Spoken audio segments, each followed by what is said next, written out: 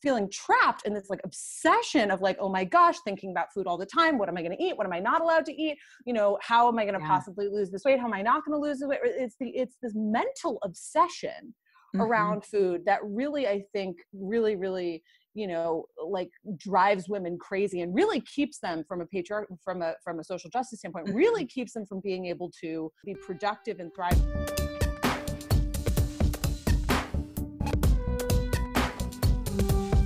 Welcome to the Unquiet Sisterhood, a place where we can talk about real life, work, love, and more from a feminist perspective. I'm Jen Pavich, your host, and now let's dive right in.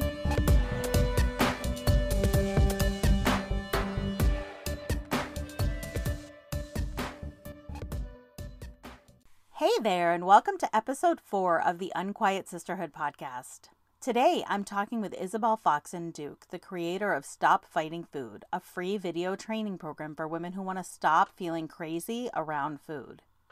Isabel spent years herself trying to overcome emotional eating, binge eating, and chronic weight cycling through traditional and alternative approaches. And then she discovered some radical new ways to get women over their food issues once and for all. Isabel continues to challenge diet culture and how we think about food. She's a thought leader in the body positive movement, and she's been featured in Huffington Post, Elle Magazine, XOJane, and has been praised by Ricki Lake for her work.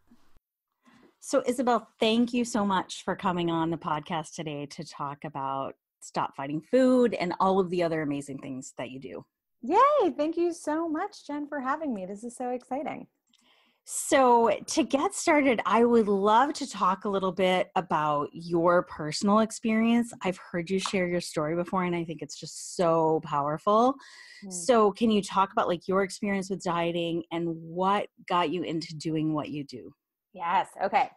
So, I mean, you've probably heard this before because I feel like I always start my story the same way, which is that I was put on my first diet when I was 3. I was 3 years old. I was a really young kid. And I was, high on the baby BMI scale or whatever. Like I just, for whatever reason, I guess I was in like a higher percentile of weight as a like little tiny little girl. And my pediatrician said to my parents, you better watch your weight, and I was put on what my mom kind of like jokingly, like half serious, half not serious, refers to as the broccoli and skim milk diet, which was like essentially like a baby low carb diet. And that was, the beginning of just having a relationship with food that really revolved around constantly trying to become thin, constantly trying to control myself around food, or having my food even in certain instances being controlled by other people. But do you remember being conscious of that at that young age? I don't remember not being conscious of it, if that makes sense. Like, you probably don't remember anything before that. Yeah. I don't remember being 3 years old. So I just don't have any conscious memories of not thinking there was something wrong with my body. Wow. I don't have any conscious memories of not thinking that I was too big, too fat, and that trying to become thinner was a very, very important goal. Mm-hmm. And that was, somehow going to be a determinant of my happiness and my success as a girl, later on in life as a woman. And yeah, that was very clear to me. Like and it was almost like I didn't even, it was almost like, oh yeah, obviously. It was almost like, how like fish don't know what water is. Like It was like, I didn't even have words to it. It was just like, oh yeah, obviously I should be trying to become thinner. You didn't know it was a thing. It was just part of reality. Yeah. It was just like it was just part of reality that, thin is good, fat is bad. You should try to be thin. Like the thinnest person wins, the thinner girls win.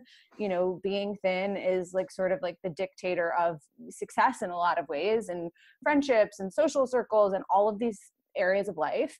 And, to some extent, I just thought, my future happiness, my current and future happiness is dependent to some extent on my being able to either get or stay thin. And I was always like a little, I was never like the thinnest girl in class. That's for damn sure, and so I always felt a little bit, I think I was always like a little bit bigger than some of like my close, like girlfriends when I was a kid. And I always just felt bigger, and I always just felt like there was something like deeply wrong about that. And not okay about that. And that like, this was my cross to bear, to do everything I could possibly can to look, as thin as the thinnest girls, and just be as thin as possible. I mean, period. I mean, the bar for how thin I was supposed to look changed depending on my social circle, depended on who I was comparing myself to in that moment, and the bar changed depending on where I was in my own weight cycle. So, the bigger, it was sort of, at different stages of my own yo-yo cycle, at different stages of being different sizes in my life, the goal would change depending on like a combination of what I thought was like quote realistic, but also like somehow would like make me happy and have unicorns jump out of the sky. Like it was very strange feeling. And the funny thing about that is sometimes in those instances, when you start to approach the goal, then it's like the goal has to move. The goal was always moving. The goal was always, I mean, and interestingly, the goal would also move in relative to like weird things like, I'm going on vacation. So like I would calculate in my head, how much weight could I possibly lose before vacation? And I would think about like how much time between now and my vacation, and like what was a realistic, but like just like the most extreme, but like realistic in my crazy brain, right? Like I was like, how much weight can I possibly lose between now and going on vacation? And I would like calculate ways to get there. Start with what's possible and then make that required. Right. Start and what's possible was always like at earlier in my life, was always, was kind of often very extreme, like maybe if I only eat blah, X, Y, Z, like, and I would like literally like plan out my meals for however long, again, between me now and this imaginary, like start finish date. And, I would never get to the finish date. It'd be amazing, with some of the, but this was just sort of the mindset, right? Like the mindset was like, there's always some number that was constantly changing. The goal was always changing for like various different reasons. Yep. But there was always some, you were describing the run up to every vacation, every wedding, every class reunion. Yeah. 20 years of my life. Yeah. Exactly. That's exactly right. And actually, I remember like one of my favorite times to like, quote, fall off the wagon was like right after an event. Right. Yes. Like I remember like, then it doesn't matter anymore for a minute. Yeah. I remember for half a second, I remember like coming home from my prom or something like that. And just like, now is the day that I could like, like relax. Right. And like eat whatever I wanted. But yeah, so that was just my attitude towards food, my attitudes toward life. I didn't really question it. Like this was just the way it was. I mean, I'm not even sure I even questioned like, oh, like, why am I different? I just knew that I was a person who, for whatever reason, had to control themselves around food at all times, or like things were going to, and be in really my experience, like a majority of women feel that way around food. For sure. 100%. Like it's just kind of like the default. Yeah. So I think that's why we don't question it, because it is just the way it is, right? In the same way that the sky is blue and the grass is green. 100%. I do remember as a super, super, super young child feeling like I do remember like in retrospect that when I was really, really young, the other girls in the class there were a couple girls who were like also dieting when I was really young, which is actually really sad to think about. Yeah. But I knew distinctly that like when I was super young, I understood the concept of like, oh, she's just a normal eater, sort of. I mean, I didn't have that language, but I knew that not everyone in my, third grade, fourth grade class was doing this. But I wonder how that's changed now. So I remember in I think it has. My grad program that I came across a statistic from that study that the Dove Corporation did a few years ago, the Real Beauty study, where something like 80% of girls by the age of 9 have been put on their first diet. Yeah, I think that's true. The ages are getting younger and younger. That is 100% true. And it's like really super devastating. And that, again, I think there's a lot of political reasons for that having to do with like the childhood obesity epidemic and, all of these, there's a lot of reasons why this has become just more and more and more insane and like oppressive and problematic, especially towards children, in some instances, especially towards children. But we can talk about that. That's unrelated. That's a whole other thing. But I do remember, like, I definitely had this experience of like, there was something, I did feel like there was something a little bit different about me. Right. And I know that there wasn't. I mean, now I know that it's like so many people's experiences, and, you know, I recognize that I'm so not alone, but like, I definitely, but there's a pressure to kind of like feel like you have to keep it to yourself and feel like the only one in that situation, you know, and have the assumption that like everybody else just has it together. Everybody else can just control themselves. I was super embarrassed of my dieting, which is also really an interesting thing that's changed since I was younger, because now, I mean, I think that this still exists. I mean, you know, every situation is different, but as a trend, dieting has become more and more normalized because of this like health obsession that's happened since the 90s. But when I was a young kid, you know, it definitely, I felt a little bit more like embarrassed of my dieting. Like it was like I was being vain, or not even, it was more just like, oh my gosh, now I'm publicly admitting that I think that I'm fat, or like something like that. There was something not okay. Like I definitely, at my age at that time, I felt embarrassed of my dieting. I felt like it wasn't necessarily super cool to be dieting. And I think that that's something that has in some ways shifted in the culture. I think so too. It's almost gone the opposite direction. Yes, 100%. And mainly because it's not called, you know, it's not called dieting anymore. It's called healthy living and lifestyle changes and like taking care of it, you know, blah, blah, blah. Eating clean. Right. It's like coded in this way that is somehow like morally righteous, as opposed to in, you know, a pre-90s world, it was coded, you know, it was just like dieting for weight. It was like more of a vanity issue. And now it has now turned into this like whole other, the whole narrative around it has changed as the health and wellness industry has evolved. So that's insidious, and I'm not jealous of that at all. But that was my experience when I was younger. And so, you know, I remember, you know, I definitely was not talking about the extreme diets that I was doing with many of my classmates. There were a couple girls who also were in that zone, you know, and I remember like, you know, they were like my really serious, intimate best friends, because we could really talk about like our real feelings and what was going on, which was, there's basically like, how do you eat as little as possible? How do you lose weight? Like that was what a lot of my, at that time, my close friendships revolved around. But this became, you know, this sort of, you know, just constant trying to control myself around food. You know, I never lasted at any of these attempts for any significant period of time, right? Like I would always like attempt a diet. I would like attempt some sort of, you know, weight loss method of whatever, you know, devising I had that week or that day or that month or whatever. And then it would kind of flip. It would like swing back the other direction, right? And I would like fall off the wagon and, you know, lose it around food. And that, you know, now I recognize this to be diet binge cycling, right? I mean, like I didn't, again, no language for this at the time. So tell me about, how did you get off the wagon for good? Oh, wow. We're going steamrolling ahead in this story. So, sorry, was there more between that? Because we can totally stick on this. Oh yeah. Oh, yes.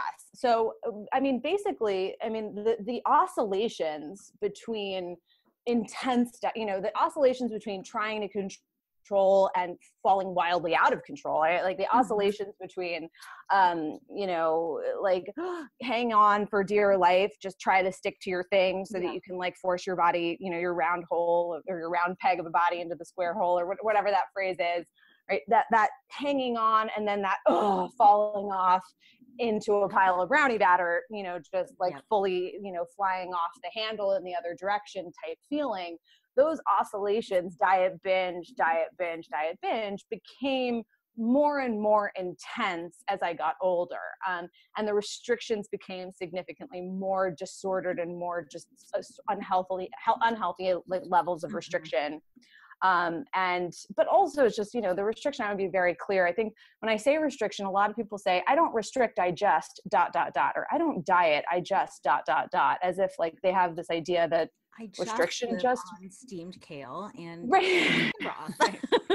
Right. Like they have this, I think a lot, especially with the word restriction, it's really interesting. A lot of people that I've heard think that restriction means calorie restriction specifically. And that's not necessarily true. Like, I mean, sure, that was one of the various things that I tried at various different points in my dieting career. But I mean, it could have been anything, right? I mean, it was like any like forcible manipulation of what I was eating, how I was eating, when I was eating, how much I was eating, you know, or any like making certain foods wrong, right? Like, or bad or good, or like, you know, it's like all of that.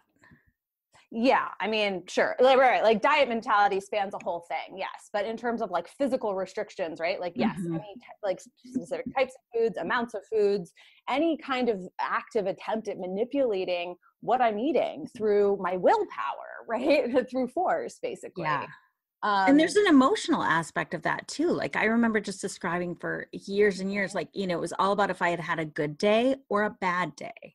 You know, like a good day, meaning that I checked off all the boxes and I didn't eat anything that I, you know, wasn't supposed to. And hopefully like I went to bed hungry enough that it was hard to fall asleep.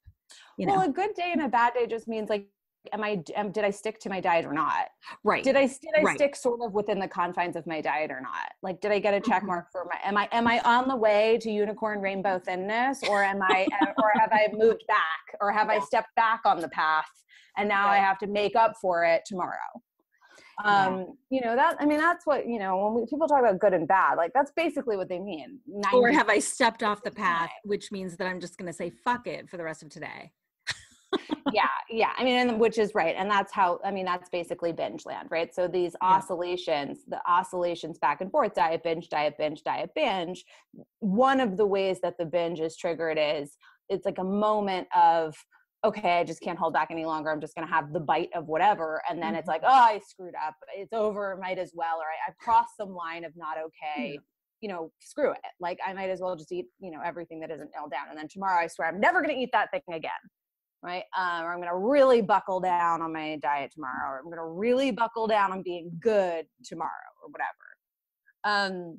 So these oscillations getting more and more intense as I move through high school. And, you know, at this point I'm controlling all my own food, right? Like at a certain age, you know, probably around middle school, my parents were not involved in this at all, had no idea what I was eating. And I was just like full on in like harder and harder restrictive land, and then simultaneously harder and harder binge land, right? Because it was like the more deeply and the more intensely I would try to restrict and control my food and try to hold myself back and try to, you know, from eating certain things or eating certain ways or eating certain amounts or whatever, the more intensely I would just like fly off the handle in the other direction. You know, I often use a metaphor, and you may have even heard me say this before, of like a bow and arrow, like pulling back a bow and arrow. Like if you're pulling back a bow and arrow, which is essentially what dieting is, you're like pulling back, you know, creating tension in that string, tension, pull back, right? And it's like the second you let go, the bow flies in the other direction. Something's got to give there. Right. And it's like the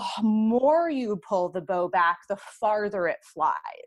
The more tension you put in the string of the bow, the farther it's going to fly in the other direction, right? And so that's sort of how diet binge cycling works. It's like the more intensely, another way is like the pendulum, right? The farther I pull up the pendulum on one side, the farther it's going to swing on the other.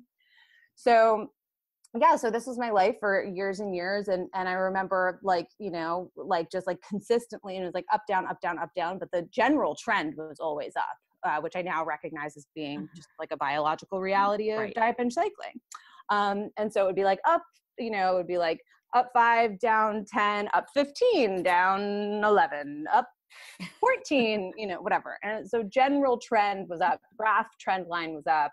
And I remember, I think I gained like 40 or 50 pounds, something like that in high school, like around that, between like getting to high school and graduating from high school. And I was so despondent and desperate and just hated myself so much. By the time that I got out of high school, I remember thinking, you know, I was like in college and I was like, this is my last chance to like satisfy all of the thin fantasies I had, right? Like the thin fantasy of being like the most popular girl and like having all the dudes like me and, you know, wearing all the coolest clothes. And I was like, I'm in college, you know, I've already screwed up high school. You know, high school is meaningless because I gained weight. And, I just need to get this under control once and for all so that my life can finally begin. And I was just so desperate that I was like, okay, screw it. Like, I'm going to, basically get into, I discovered diet pills, and I started using like drugs, like really, really just aggressive stimulants, speed, all sorts of dangerous stuff to cut my appetite as much as I possibly could, and, effectively try to starve myself. And I lost a ton of weight really fast and ended up in rehab in about 6 months. Wow. So I don't know if you knew that part of the story. I think I may have, I remember you saying that somewhere. Yeah. Yeah. So after that part of, so once I was in rehab, I kind of call everything up to this point sort of like the first part of the saga. It's like saga part 1 is everything that led up to me getting into rehab, right? Like all of the childhood stuff that I was doing and all this, like, just the chaos of, getting up to that point of desperation where you're, and then getting into, and then sort of having this realization of like, oh, I have a serious problem that I need to work out. And this is, there's psychological implications, mental health implications, right? And like, I need treatment of some kind. I need to deal with this, right? And I remember, I feel like saga part 2 is really like everything that happened between me going to rehab and me actually recovering, or to use your language, actually getting out of the cycle. Because the truth is that was a long period of time, and I didn't have that great support, which is one of the reasons why I do the work that I do today, is because there is, a lot of problematic elements in the way that we treat this issue culturally and even medically, right? Our medical system is part of this greater cultural problem. Like the area, medicine in general is one of the most fat phobic, weight obsessed industries in the world. I think arguably the most fat phobic, weight obsessed industry in the world. And so, you're going to get treatment, you're going to get effectively medical treatment for like a psychiatric illness, where in many instances you have practitioners and treatment professionals who are scared of the same thing you are, which is weight gain. Right. And, and who are villainizing, the same things you are, which are, being past a certain point. And I remember, like getting up, I remember when I was in treatment, getting up when I was in inpatient treatment, I remember like, I think I gained, again, if you remember the story, I had lost 40 pounds. And I remember like, at that point, they were like, you're too thin, right? Like, I was in the eating disorder treatment program, and they put me on a meal plan, and I gained 10 pounds on the meal plan. And they were like, okay, good. Now this is the size you should be. And they adjusted my meal plan. They lowered the calories of my meal plan to keep me at that quote healthy size. So diet. Yeah. So it was a new, right. So it was like, oh, you went a little overboard. You went a little overboard. Like, you're not supposed to use drugs to, first of all, and I'll also say, aside from the fact that they were like, oh, well, you're a little too thin, but we're going to get you right to the exact correct amount of thinness, irrespective of whether or not that's actually where you want to be, irrespective of whether or not that's actually natural or appropriate for your body size, which we'll get to in a second. We're just going to fully control your like caloric, consumption to get you right in this like specific culturally determined correct amount of thinness. And, yeah. And another thing, I think, again, lots of issues I could talk, all about just some of the challenges that I experienced in treatment. But like, another one was a sort of, I remember when I did my intake to get into the treatment center, I said to them, I just want to be able to learn to, I just want you to I was like, I just want to learn how to control my weight without drugs. Like, I promise. They wanted me to do a dual diagnosis program for drug addiction. And I said, I was like, I swear to you, I will never touch drugs again if you can teach me how to control my weight without them. And they said, oh yeah, we can do that. Wow.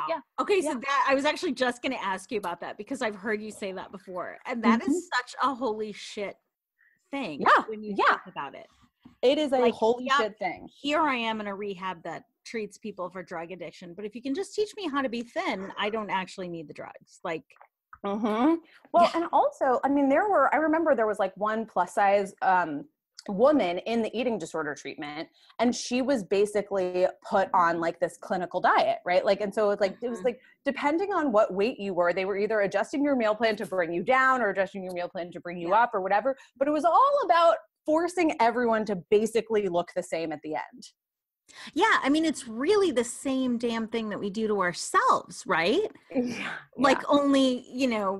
somehow sanctioned because it's being supervised. Well, and it's sanctioned just culturally in general by the entire Right. medical industry, right? Like, I mean, at the end of the day, it's easy to villainize, like, eating disorder treatment by and large is still part of the medical establishment, Mm-hmm. right? And the medical establishment status quo is healthy BMI is, A to Z. And excuse me, not even, it's like really more like D to E, right? And like, if you're outside of D to E, if you're anywhere like ABC or like anything past E, right? Like that's a problem. Then And of your course, body is wrong. right, then your body's And wrong. we're going to pathologize it. Yeah. And the vast majority of people are not in the ABC range. The vast majority of people are in the E, F, G, H, S, right?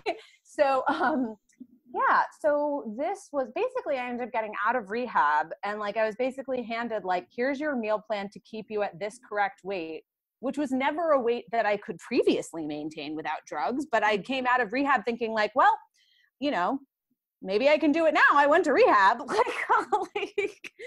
and very, very, very quickly getting out of rehab, I just started binging again. I mean, and another thing, there were a lot of issues, and and I was like, what am I going to do? And they were like, well, obviously this isn't going to get healed in 6 weeks. Like you need to go to aftercare. I'm like, well, what do you recommend? And they're like, well, Overeaters Anonymous is a great option. And so And so I ended up in, effectively a 12-step fellowship for binge eating, right? And again, I actually don't know, like, it was interesting. I had different practitioners telling me different things. So it's not entirely fair to say that people recommended OA, because I had some practitioners who were recommending just see a nutritionist and a therapist who specialize in eating disorders and like be on your way. Like you're not self-harming anymore. You're not doing drugs. You don't need inpatient. Like just go have a blast with, your nutritionist and therapist and just, have a ball. Which I just like, I felt like I was getting very similar support from my therapist. I wasn't getting what I needed from that treatment. Right. But at my aftercare center, which was another part of the inpatient process that I did, I'm telling you like a sort of windy version of the story because there's like kind of a lot, but at another inpatient program that I did, it was like a 12-step based program, right? And so I was encouraged to go to Overeaters Anonymous meetings. And in Overeaters Anonymous, I was really taken by Overeaters Anonymous because it was like a group of women who were all experiencing the same thing as me. It was like I felt so seen. And this is what I think was so challenging about OA and why OA was really, really like, seductive for me, although it ended up being incredibly dangerous and incredibly problematic for me. And I ended up having some of like the worst just diets and binges in my life in OA.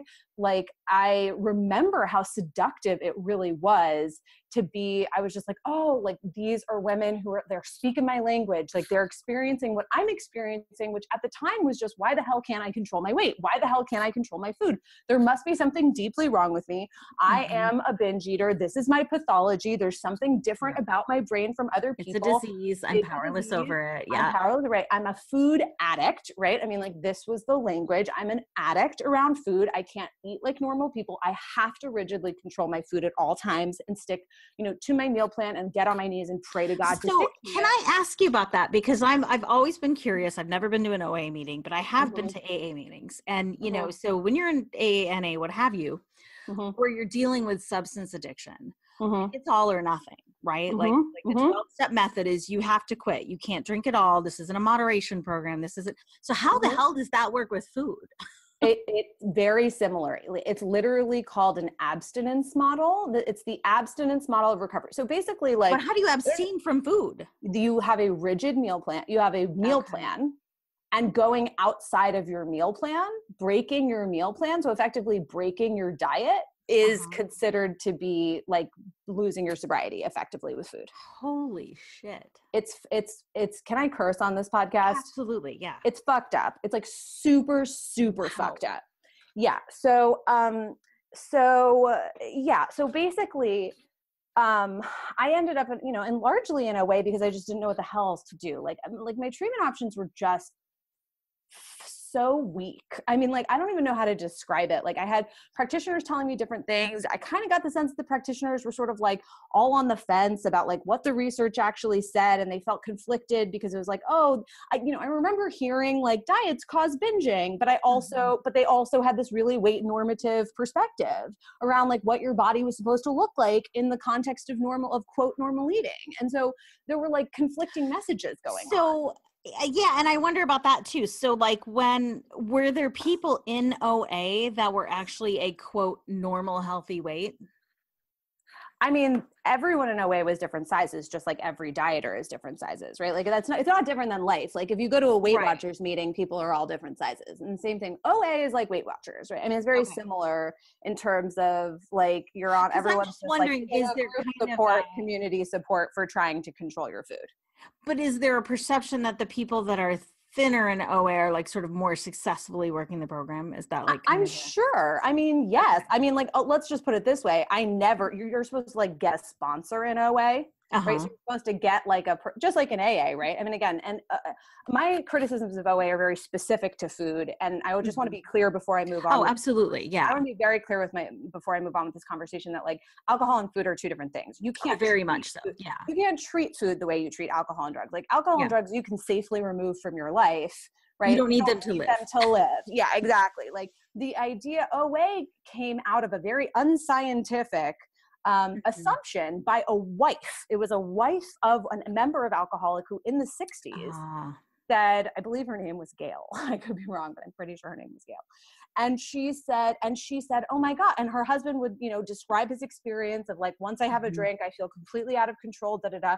And she would say, oh my God, that's how I feel around food. About food. I must be a food addict. And so she started Overeaters Anonymous based on her own personal like experience of, I feel out of control around food the way other people feel out of control around drugs and alcohol. Now, food can be a form of numbing, like alcohol. No. Let's just pause. We're pausing this. I have to pause you. I'm so sorry to interrupt, but I have to pause you. Totally. I think that goes a dangerous direction.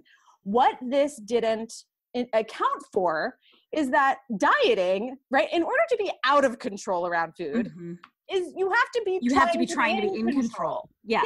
In order to feel out of control, right? In order to fall off the wagon, you have to be on a wagon. Right. So what this woman, dieting has to be the normative state, right? And then it's like, I can't stick to my diet. Why can't I stick to my diet effectively? Or how come when I have a piece of cake, I completely lose my shit? Guess what? Most likely you've restricted sugar. You're trying not to eat sugar. You actively think eating sugar is wrong. All of those things. Because you're judging yourself for eating that piece of cake. Or whatever. Yeah. I mean, on some level, right? To some extent, there's very well evidence that people who feel quote unquote out of control around food are the same people who have a history of trying to control food. Yeah. Right. And so when this woman created OA, it was all under the assumption that you should be able to control your weight. I mean, this was the 60s, right? I mean, it was like, again, it was like a fish in water. It was like, obviously I should be able to control what I eat. Obviously, right? No consideration for the fact that like, actually, no, you're not supposed to be able to control what you eat. Like we're human animals. We're basically monkeys. Like it's an animal instinct to eat. Like, no, you're not supposed to. And when you try to override it, it only gets stronger. Right. When you try to override your animal instincts around food, all that happens is that you end up massively rebelling, right? It's like, again, it's that pendulum swing. Like if your healthy, natural animal instincts are just the pendulum hanging out with no interference, don't touch the pendulum, right? Diet binge cycling, right? Or like this feeling of out of control is like, you got to be pulling the pendulum up and then it swings in the other direction, right? And so this is sort of what she missed, right? Like the whole concept of Overeaters Anonymous was founded on the idea that dieting works, on the idea that all humans should be able to control their food, right? That and should be a certain size. I think that's also incredibly important, right? Like, because, it's sort of like anyone who was, not the ideal body type in the 1960s was probably trying to diet, right? Or a good portion of them were probably trying to diet and then would have these periods of feeling out of control, these periods of binge eating. And instead of actually thinking like, there's no consideration that maybe these binges were happening because of the diets themselves. The assumption was just like, oh, there's something wrong with me. I'm a food addict. And the reason that I can't stick to my diet is not because dieting fundamentally doesn't work, which we now know scientifically is the fundamental truth with a capital T, and I'll get more into that in a second, right? Was not that dieting doesn't work, was not that you can't overcome your biological animal instincts, just like you can't control your breathing for more than about, 120 seconds. The concept of that, right? The founding of OA, right? Like no one thought about that, right? Right. It's like a flawed concept to begin with. Right. It's a flawed concept to begin with. The assumption I wanted to dig into something that you just said a minute ago, which was, like in the 60s, this idea of trying to control your size, because that's really what we're talking about is trying to control our size. And so my work is mostly with women. Yeah. And I would love to get your take on how this like size culture relates to patriarchy. Oh, damn. Oh, girl. We're just like skipping right along. Okay. Do you have a more specific question than that? So, well, I mean, I'll just tell you what I've noticed and you let me know if that's kind of in line with how you're seeing things too. So, okay. I mean, and I want to come back. I want to finish the story too. I'm just letting you know. Totally. Yes. Okay. All right. Okay. I'm also got one eye on the clock here a little bit too, because normally we only go for an hour. Okay. We might go over. I'm just warning you. And we can do that too. Okay. So when I think about like, diet culture and women in particular, like it functions as a really useful tool of patriarchy in that, like, if you think about, I don't know, war strategy or kind of oppression strategy. One of the tools of war and oppression is to kind of like lay siege to some place, right? Like, you cut off the supplies, you starve them out. It breaks people down really, really quickly. Yeah. And then what my mind kind of goes to immediately is, well, wow, what if you can convince 51% of the population to do that to themselves? How much easier to subdue them? 100%, right? I mean, I think that's like absolutely. And I think that's like a Naomi Wolf effectively has a quote similar to that in the beauty myth, which is really quite interesting. But yeah, I think that's 100% true. I mean, how conscious it was of an individual versus like a collective subconscious that created this, it is undoubtedly true that when you effectively convince a bunch of women to oppress themselves, right? That is like the gold of patriarchal oppression, right? I mean, like, what a genius strategy. But the way you fundamentally convince a woman to oppress themselves and starve themselves and self-harm through dieting and constant intensive weight loss is to create a situation in which the beauty ideal, and therefore because of thousands of years of patriarchal values around women's beauty being their primary value, you create beauty ideals that are, as become thinner and thinner over time. Yes. And that are largely unachievable for most people. Largely, but are expected to be worked toward anyway. Effectively, the beauty ideal is that the most starved woman has the most social value and is therefore going to be, in theory, like taken care of by men in a different way and loved and accepted by, and embraced by their community in a different way and all of these other things. What's really interesting about that, though, is a lot of the beauty myth talks about this beauty industry that was largely created like by men or like beauty standards that were, sort of created by men in many ways to be enforced on women. When you look at the health culture, what's really interesting is to see the degree to which women have taken over the enforcement on their own. Oh, 100%. 100%. And I think that there are, it's interesting. Like, I think that there are a lot of reasons for that. I mean, it's just that there are a lot of reasons for it. I mean, some of it has to do with actually the biology of disordered eating as well, which is that dieting is, it's like once you start, it's actually really hard to get out of the cycle unless you have support to actively remove yourself. Again, like I said, when I was talking about earlier in my life, when the diet binges get more intense and more severe on either side, dieting, the way that it works is that you are kind of encouraged to try even harder the next time, and then fail even harder, and then try harder the next time and fail. It's sort of like a cyclone effect or whatever, right? Like it builds upon itself. And part also, a symptom of disordered eating and starvation and, just undernourishment. I mean, I think when I say starvation, people are like, oh, that's not me. I don't starve myself. I only eat 1,800 calories a day or whatever. But like what really that means, just undernourishment for what your body actually truly needs when you're listening to it and allowing it to do its animal instinct thing rather than you trying to control her. But, one of the symptoms of this undernourishment is food obsession. Right. And so It's interesting because like people, I think that's another thing that we don't talk about enough. It's just like on a very practical level, food obsession, right? I mean, a lot of women who come to me, my tagline is not, I help women stop diet binge cycling, although I certainly do. My tagline is, I help women stop feeling crazy around food.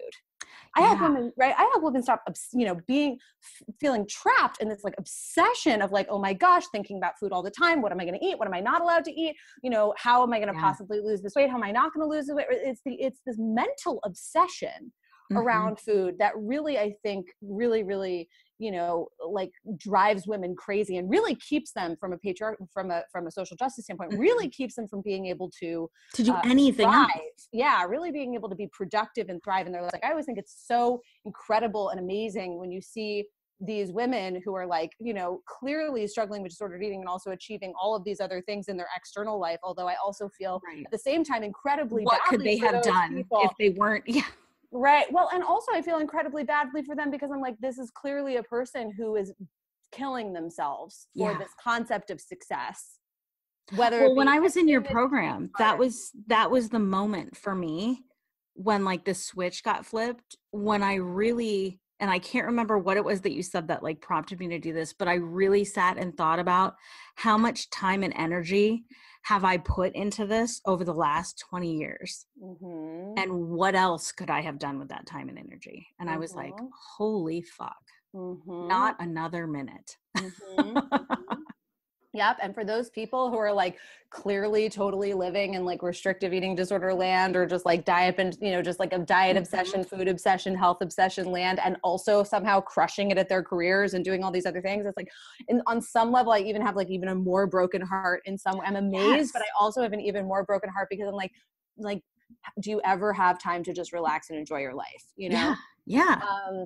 And that's, that's really, I think that it's like, I think there's, sometimes I hear like clients express like a jealousy towards people like that, and I'm like, I was like, I now know, right, through coaching so many different people, all across the spectrum of disordered eating and diet recovery, that actually that archetype is often the most like miserable archetype. Like, oh my God, it's exhausting. So exhausting. Yeah, exactly. It's like, it's just like it all looks great from the outside, but it's and when you say like relax and enjoy your life, like I have this mental picture of like being in a social situation, like any social situation, like a decade ago, and just like the mental gymnastics that I would go through about like, I wasn't going to eat any of the food there, but I wasn't, like just all of the, the way that you have to like hold yourself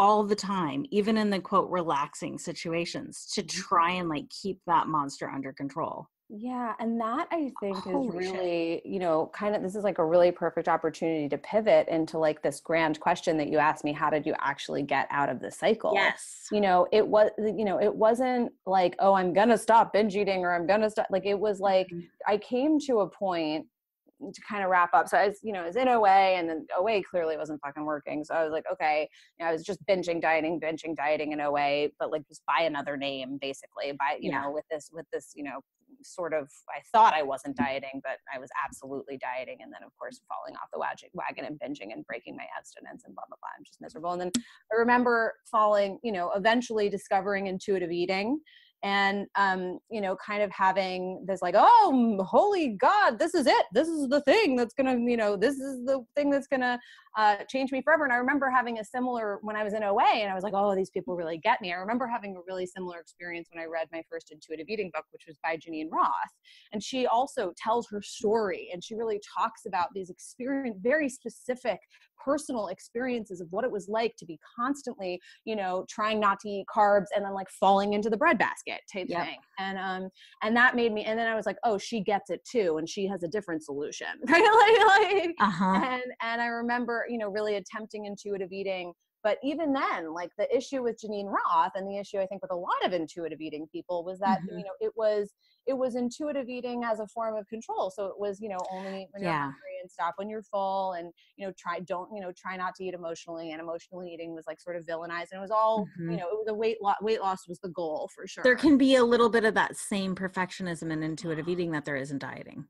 Exactly. And that is where my work really, that's where my public work really starts. Like that, in my opinion, is sort of like where I feel like that's kind of like my contribution. So like in terms of just like the internet blogging world and talking about these issues in a different way. So it was about, I mean, it was almost 10 years ago now that I remember I was kind of oscillating between like what I now jokingly refer to as the hunger and fullness diet, right? Where I was like, oh my God, intuitive eating, this has got to be it. And I would be like, I'm only going to eat when I'm hungry and stop when I'm full, and like, don't eat emotionally and blah, blah, blah. But then of course, whenever I would eat something that I perceived to be emotional, or I perceived to be more than full, or I perceived to be, you know, not when I was hungry enough or whatever, I would, you know, feel badly about it. And sometimes that would even trigger binges, right? Oh, so I screwed it up anyway. I'm just going to like full on binge my face off. And then like tomorrow, I'm only going to eat when I'm hungry, and tomorrow will be better. Yeah. So well, and you even have a blog post, like how emotional eating is saving your ass. Yeah, I love that. Right. And because that was one of the ways, that was like one of my, and that's a very old blog post. That's like one of the, that was one of the third or fourth blog posts I ever wrote. And because it was a really, really important reframe for me. And again, this is like sort of, this was sort of my, you know, this is where I felt like I contributed some, that's why I'm in this industry, right? Like where I feel like, you know, my contribution to this, you know, to this field in some ways is really kind of challenging, and critiquing the way that, you know, prior to certainly like maybe 7 or 8 years ago, most people were talking about not intuitive eating. Not all people, right? There were really cool body positive, fat activist, health at every size people who had a different perspective, you know, although there's, you know, people who even in that world who are imperfect around this stuff for sure. But, you know, in the world that I was in, right, in the Janine Roth world, which was primarily a weight loss focused world and a weight management focused world, it was all about the hunger and fullness diet. I mean, like you couldn't find, there were no thin people talking about intuitive eating that wasn't, you know, hunger and fullness diet, intuitive eating as a weight loss tool. Or the stop dieting and just be happy as a weight loss tool. And then the love yourself to lose weight diet. That's one of my, that was one of my favorites. And I have a history with that too. That was one of the ones when I was sort of on my way out in the part of saga 2 of all the different things that I tried. One of them was definitely the love yourself to lose weight diet, which I actually learned a lot in the love yourself to lose weight diet, but I didn't lose weight. So, so what's interesting, so I was sort of like oscillating back and forth between this like hunger and fullness diet thing and this, you know, occasionally when I would fail, I'd be like, when I'd have these binges, you know, even in the context of intuitive eating, I would be like, okay, no, I really got to buckle down. I got to go back to OA. And I would, you know, revert back to even more intense, rigid restriction because you're so terrified, you know, when you have these big binges and you still think that weight loss is the ultimate goal and that, you know, self-control, you know, that that you're having these painful rebounds that are just so physically and emotionally exhausting. And, you know, I remember having binges. I was like a low bottom binge eater. I would like binge and not be able to go to work the next day. Like that's how intense it was. You know, after those kinds of moments, you're terrified and you're like, this doesn't work. What's going to work? And I would go back to OA. And then of course that wouldn't work. And I'd binge in a way that, you know, so I was like going back and forth. And then I just remember I had this sort of like final breakdown with, you know, I think it was like I was on the hunger and fullness diet one at this point, and I had this final breakdown binge where I just like completely lost it, and I just got so clear about also not only just how exhausted I was physically, and just like how I was like, I just can't do this anymore. I was like, I just can't have my life revolve around trying to lose weight. I can't have my life revolve around trying to control my food. And I remember the specific language that I use, which I talk about a lot in my class, which is a really hard concept for people to wrap their brains around because it's hard even for everyone. But I remember like being on my knees, basically thinking to myself, like, I can't control my food. Like, I can't do it. Like, every time I try, the shit hits the fan eventually. Right? It's only a matter of time before like that rebound is going to come, and it's going to be painful. It's going to be emotionally and physically depleting. Like, this is like, I can't do this anymore. I can't live like this anymore. Right. And I just got so clear, like, I am not capable. I was like, I am not capable of controlling my food. Every time I try, my life falls apart. And you know what's interesting is like, even my clients who are in recovery from restrictive eating disorders who don't identify as binge eaters, the ones in recovery often have like a similar experience where they're like, they get such deep clarity that they can't safely try to restrict. They can't do it because when they do, all hell breaks loose, right? It's like, so quickly that just shit spirals out of control and it's like ruins our lives. You know, like, and that's the other thing is like, not all dieters have the experience of like a diet turning into like these really horrible, painful experiences because like, you know, in the beginning, right? It's like in the beginning, in your first diet, you're like, oh, I fell off the wagon, no big deal. But the thing about dieting is that it gets harder over time. The more you do it, right? This is a progressive problem, right? It's like the more. And I also think that we're taught to sort of discount that pain, that physical and emotional pain, like as the way it's supposed to be. So like, I think a lot of people don't recognize how actually shitty it is most of the time. Yes, I think that that's absolutely true. But absolutely for those people who get to the point where they're like, oh my God, I really am like, you know, like if you go deep enough down the diet hole and you do it for long enough and you do it painfully, right? Like you get, you know, actually, you know, you're right. Not everyone gets to this point, but it's actually a blessing to get to the point where you really realize it's called, I guess it would be called like hitting a bottom in like fellowship language. Like it's a blessing to get to the point where you really, really realize, oh shit, I can't do this anymore. I can't diet anymore. I can't restrict my food. I can't try to control my food. I just can't. And even then, like, it's not easy. And I am so thankful that I did your program and that I was there and like had that support because so much like goes with like letting that go because you have to let go of everything that you thought was going to happen because you lost weight. Well, and you either have to decide to just do that or not do it, but it can't be about the weight anymore. Well, you know this from my program, you know, in my opinion, it's like the recovery work really only starts after the surrender moment, right? After, and it's like, I feel like my program is sort of, I mean, you know this because you've been through, it's kind of separated into two sections, like part 1 and part 2. And it's sort of like part 1 is sort of like non-diet basics. Like, let's just philosophically just let's just like understand how the body works, why diets don't work, talk about intuitive eating, you know, like just like core tenets of like the non-diet approach, something that I add to my program that, you know, was kind of new for most people when it came out was these concepts like emotional restriction and these concepts that like judging yourself and shaming for yourself can lead to binges just like physical restrictions can lead to binges. Right? And so that's sort of like part 1 is really getting deep into like the relationship with food stuff. But the second part of my program, which really focuses on like, okay, if I were to really just accept my body and accept my food for what it is, you know, then there's all this other work to do. You know, there's body, you know, real body image work to do. How do I manage living in the culture that I live without harming myself? How do I manage living in the culture that I, you know, live in without, you know, and deal with all these like, you know, weird sticky things in our culture without participating in it? And how do I emotionally, you know, deal with like various triggers for diet mentality and things? But that second half, the middle point, the sort of that point between those two phases of recovery must be deep surrender. All right. And that is a huge thing, right? I mean, you know this from having been through my program. There's like a very clear point in the program where it's like, you know, we really, really talk about like, what does it mean to actually let go and accept your food and body for what it actually is, and be really clear, right? That dieting is kind of hopeless. Like, yeah.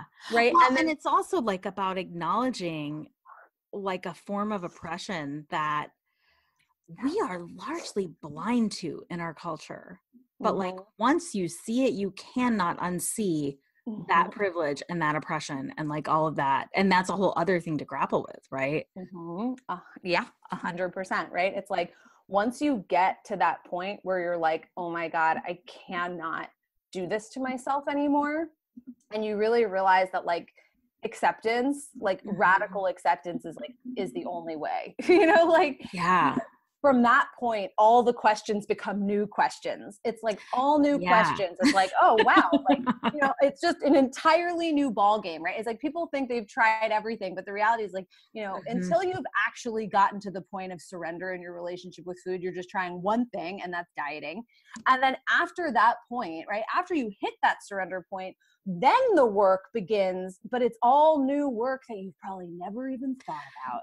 Yeah. You know, like, and it's like, once you start, that's it. It's like telling somebody, you know, go outside, but don't look at the color blue anywhere. Right.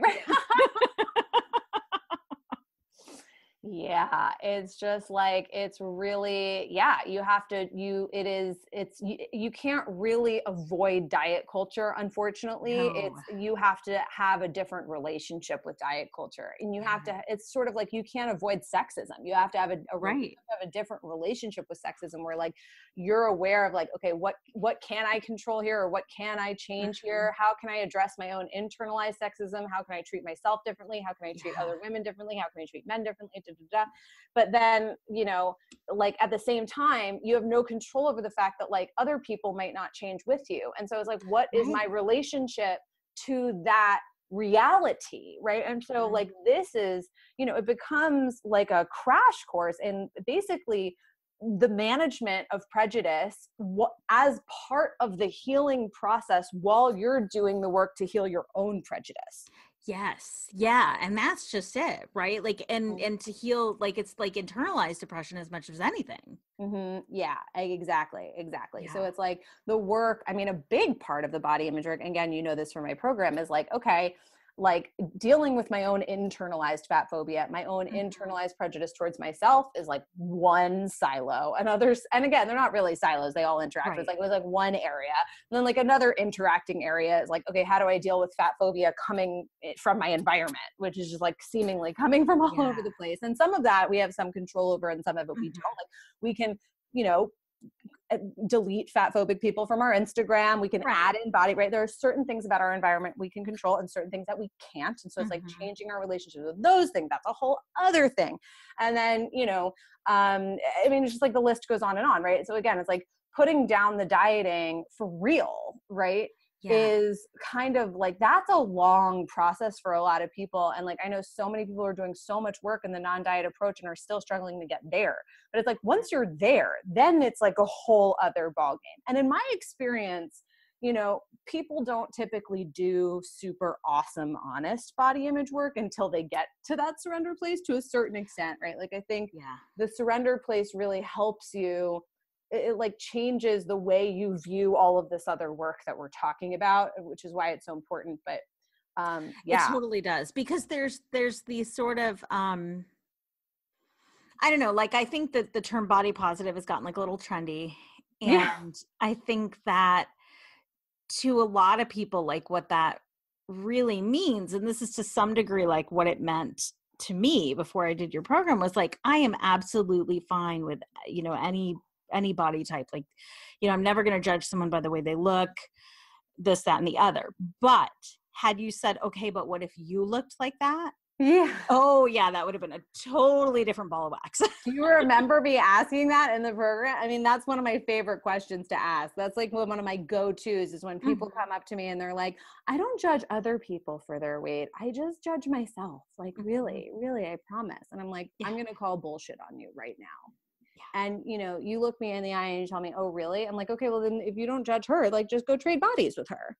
Right? Would you trade? And immediately like people, it's like, oh yeah, I get it now. I actually am fat phobic and I am judging her. Right. And it's not, no one, you know, in my program, like we're very clear, like there's no shame about being fat phobic. In fact, it's like, because it's like, no, we've got to admitting, right? Like, what is it? Yeah. Like coming to terms with the fact that we're fat phobic is step one in healing fat phobia, right? Yeah. Like you have to be aware of deeply of your fat phobia and where it really shows up and how it's coming up in your life. Otherwise you can't heal it, right? Like And if you're even blind when you to it, think you it's can't not heal there, it. that it's there. I heard someone Yes. do a really similar, like what you just said with the body switching thing, in a dismantling white supremacy workshop. Yes. And it's, That makes you know, sense. yeah, like, you know, Complete sense.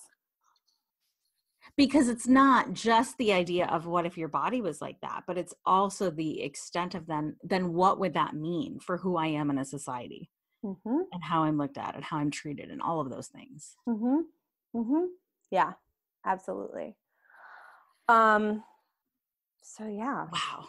Yeah, I think we did really well. Only 10 minutes I think over. we did too. Yeah. Yeah. Okay. So I have one more question that I Okay, ask kind of everybody. Okay, good. If you could share one thing with the audience that might surprise them, what would it be? Ooh. That might surprise them.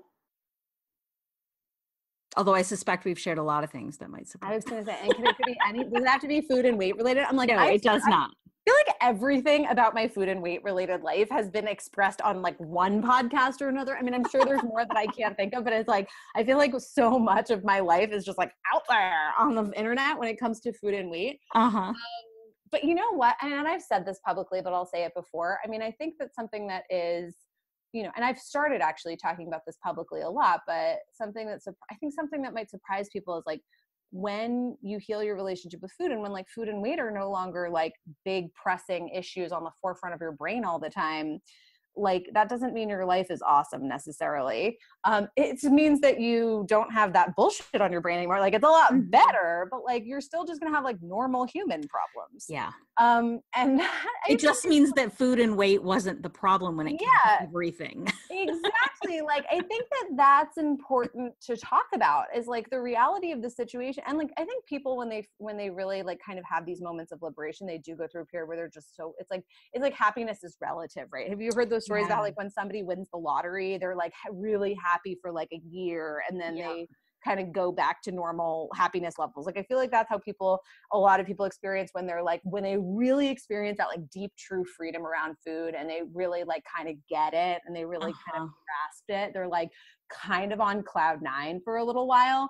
And then like other problems come up, right? Like work problems, children problems, relationship problems. It's just like now you're just in life. Like now you're just another human with other human problems. And that's, you know, I don't know if that's surprising to people or not, but I think it is. Like, it's funny. I actually wrote something about this not that long ago and I called it like morning diet culture. Oh yeah. Because I had to go through like a period of, for so long in my life, that was the magic bullet. It was the magic bullet that was going to solve everything. Right. And now there's no magic bullet and I actually have to do this shit myself. 100%. Like it is, like I think that is one of the things about diet culture that makes dieting so seductive and tempting and insidious is this, like, again, this unicorns and rainbows will pop out of the sky when, right? And like everything in my life will be great and fine when, and I'll be a success when, right? And that sort of the whole diet industry really feeds on that like MO, you know, and you know, the reality of the situation is like when you heal your relationship with food and like food and weight are just like no longer a thing, you know, like now you're just, it's like you have to come up with, it's like now like you just have life. Right. And you can't there's no more like trying to diet it away, which by the way was never going to work and never did work anyway. Exactly. but like, you know, there's no more of this like fantasy that if I just lost 10 pounds, everything would be great. And that's, again, that's also a big part of like that sort of like second half of my program, right? Is dealing with that, right? Because it's not just, there's prejudice, oppression, there's all these kinds of like really sort of important justice work that needs to be done like internally and externally. But there's also, you know, this, which is what we're talking about, which is how people of all sizes, and this is effectively, this is the core of a lot of just clinical restrictive eating disorder, is using dieting as a coping mechanism for trying to control life in often non-weight related ways at all. Right? It's like dieting becomes this mythical, magical solution to everything, whether that's rational in the context of fat phobia or isn't. Right? And that's not to say that it might not be rational in the context of fat phobia in certain instances. Oppression is, you know, obviously a very real thing that people are trying to solve through dieting. However, you know, there are also, the reason you have people, you know, in hospital beds dying of anorexia at 75 pounds, you know, is not to escape, in some ways is to escape oppression, but it's something, there's other things going on. There's other psychological things going on. And, you know, dieting can be kind of, it's this like compulsive control behavior that is like, oh, if I just get it under my thumb, I just need to just avoid the thing, avoid the food, just restrict harder, just control, right?